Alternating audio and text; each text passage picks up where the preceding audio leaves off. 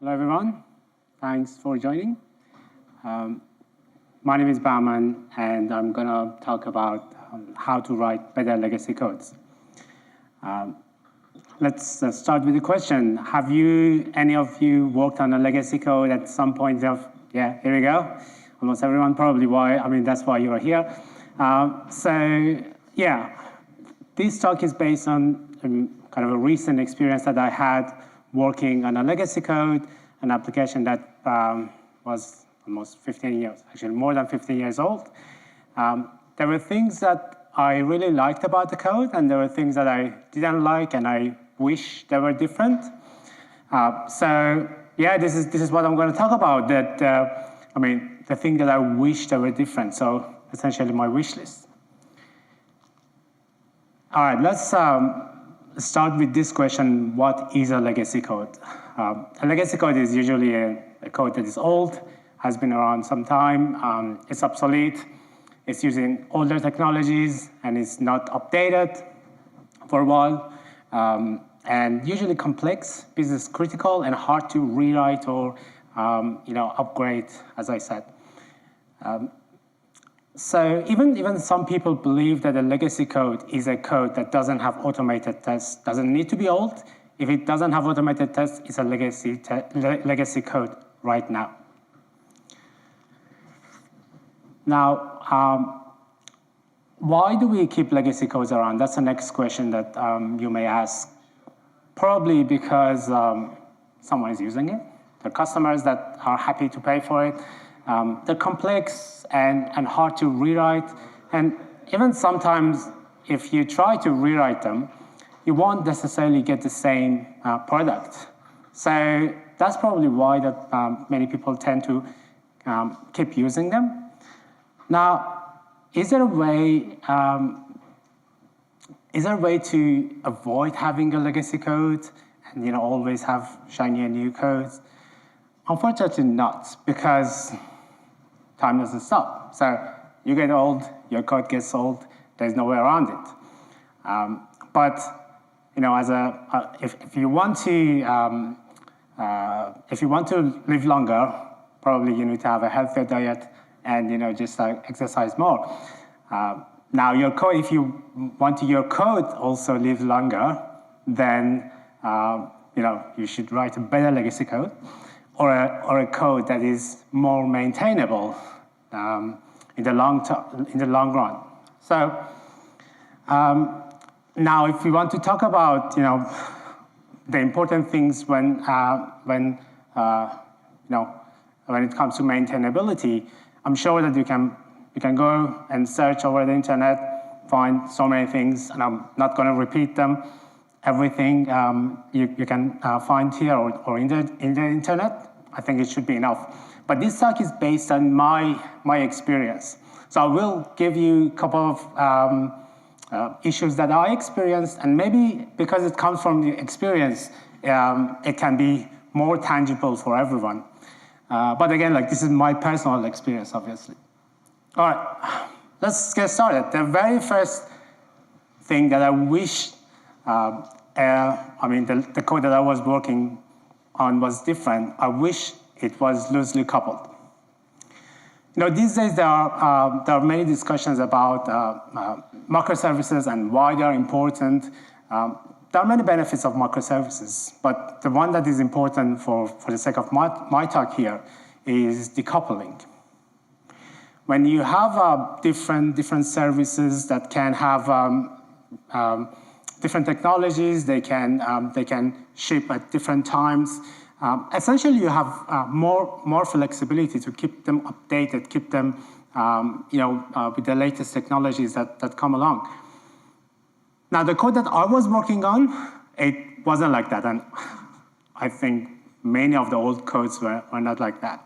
So the example that I want to mention here is the code that I was working on. It was a monolith.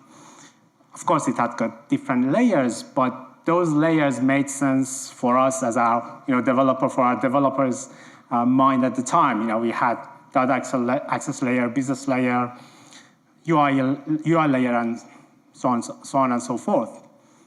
But when you have such an architecture, when you want to keep it updated, it's hard. For example, that code was, the development of the code started with .NET Framework 2.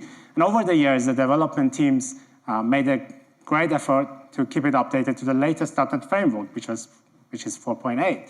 But they couldn't go further than that, upgrade it to .NET Core or whatever latest version of .NET is, because it had a huge risk. For example, if they wanted to update only one layer of the application, which was suppose business layer, they were essentially had to touch the entire business logic of the application. That's a huge risk, and not every organization can take that risk. Some may, but many of them can't. That organization that I was working on, they couldn't. So there was no way to keep that code updated with that architecture. So myself and the team that I was working with, they decided to change the architecture. Now, if you want to change an architecture of a monolith application, there are different ways, and I really suggest you to read this book by Sam Newman if you want to. But what we ended up doing was changing the architecture to more microservices, and we took different domains out of the main monolith and upgraded them individually to the latest version of .NET. This way, obviously, took longer, but it will be less risky thing for the business to do, because they don't have to retest the entire application. They just need to be focused on the area that that's changing. All right, let's move to the next one. This one may seem very specific, but I mean, it hurt me a lot, and that's it. Is having assumptions about the hosting platforms that you work on. So when you're coding an application, I suggest not have assumptions about the hosting platforms. I mean, you can do it to some extent. So give you some examples. The very first one is time zone. And I think that's probably a very common problem that many people can have. It's a good idea to not have assumptions about the time zone and assume that you can set the time zone of the server. So always better to use UTC, because it is possible that some hosting platforms don't let you to set the time zone of the server. The next one is having assumptions about having persistent local storage on the server that you are running your code. Again, that may not be true. That may not be true always, because think about containers, or think about an environment that you've got multiple instances running. Another thing that I've seen is having assumptions about the port that you are going to run your application. Of course, there can be some scenarios, some applications that you need to run on a specific port, but if you're writing a website, if you're working on a website, probably you don't need to always assume that your code will host on port 80 or 443, for example. And I've seen this happen, by the way. The last one is about cloud providers. I think in an ideal world, you want to have a cloud agnostic solution, that the same code works everywhere. But these days, I think it is perfectly fine to target a particular cloud provider, because most of the cloud providers, they have made good good investment in their technology. They've got good support, and they are quite stable. So there's nothing wrong with that. But maybe what you can think of running your code in containers, so that you can run it in you have more options when it comes to hosting your code. I wish people knew that history is important, when we are working on a legacy application, it is very common that you're very hesitant on making any change on the code because your assumption is everyone has tested the code, and if there was a bug already, probably someone before you would have picked it. So that means that potentially every change that you are making is going to be a new bug, or it's going to change the behavior of the application. And that's something that you don't want to happen. So it is very common that you want to study the code history. Or you want to understand what's the behavior of the code, why it is behaving like that. Most of the time, there's not a good documentation around. So it is common that you want to check the code history, try to find a lead to understand how does the code work. Now, if you look at the code history and if you don't see proper commit history, then you would be helpless. So make sure that you have proper commit history all the time, and you are using pull request, and on each pull request, you've got proper descriptions, and always have a link to the actual business requirement that can be in shape of a work item or ticket number, whatever you have. This way, you're making sure that every single change that you have in your code has associated with a business requirement. Of course, these days, you can easily set branch policies on your pull request and enforce branch policies, and that can you can enforce everyone that create a pull request to have a work item attached to it, and that's a way to make sure that that association that I said between the business requirement and the code will happen all the time. All right, for this one, I'm gonna I'll start with an example. Suppose you are working on a very old product, a legacy code, and like always, you've got a backlog of work that you need to do, and there is one particular requirement that tells you need to change document number to reference number. So the requirement doesn't say anything about the data. The data stays the same. It's just the term that is started to change. The business is calling it reference number now. They used to call it document number. They just changed their mind, and this is very common.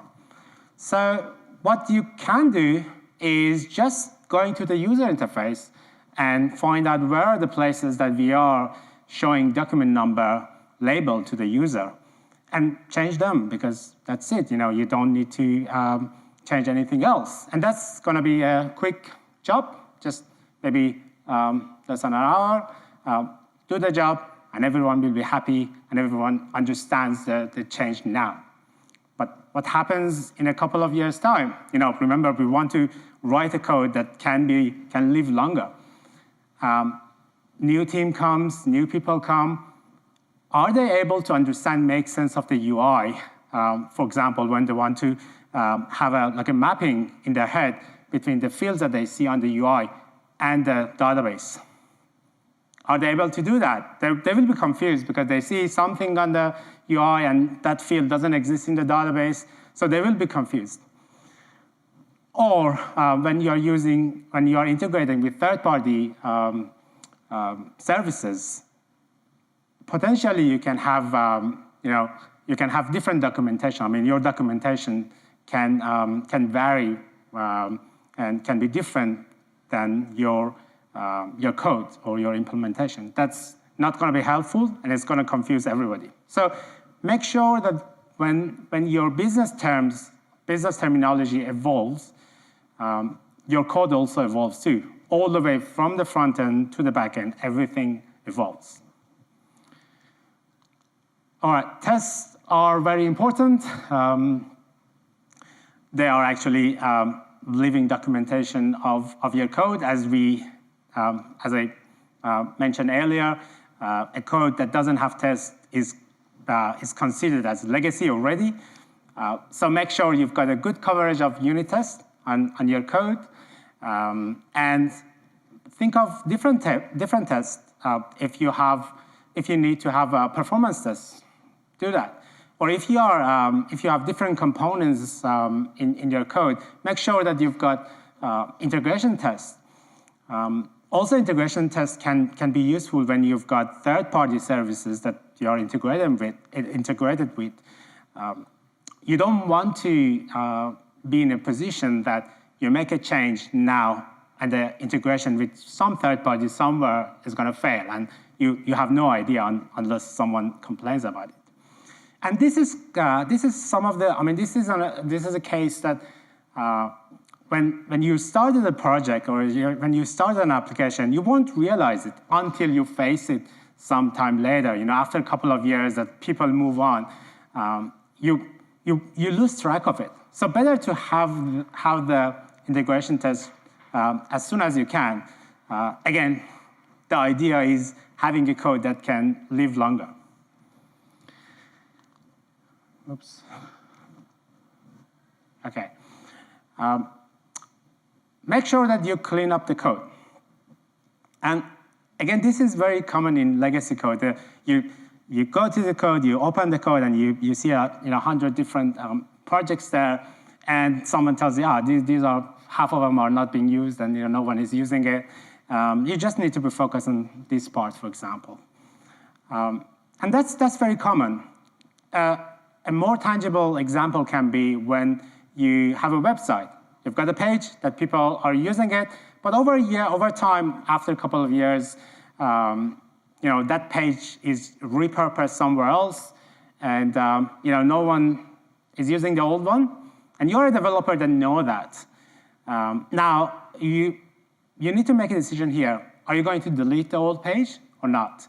Or you're going to keep it there in case? And many people may think that it's a good idea to keep it there in case we need it. But if you don't need it, just delete it now. I'm sure that you can find it if you want. You can just go back in the code history and find a page and retrieve it somehow. But if you don't delete it now, I can almost guarantee you the developer that comes after you, they won't delete it because they will be too scared to touch it, to touch that code, rather than deleting a file that can be too scary for them. Last slide about complexity. I think it's a good idea to have less complex code and simpler code. And I'm personally myself guilty of writing very complex code. Sorry, everyone who had to work on my code after me. But I think it's part of it. It's not because as developers we want to write complex code. Sometimes the requirements are also complex. And as a developer, you think that, all right, I need to do this. I need to meet this requirement. Whatever I get, I need to work on it and deliver it. And that's where most of the time the complexity comes. Because as developers, you may not think that you can talk back to the business and say, guys, this is going to be too complex. It can create issues in the future. So I would like maybe one thing, if you want to take out of this talk, is I would like you to think about the requirements that you get. If you think it's going to be a complex code, or you need to include many libraries, third-party tools to meet the requirements, probably that's a signal telling you that you need to get back to your stakeholders or business analysts and negotiate that requirement and say, is there a way to achieve the same thing, maybe similar behavior, not the same behavior, with a less complex code? And I'm sure if you do that, someone in the future, maybe another developer, will appreciate your effort. Thank you so much.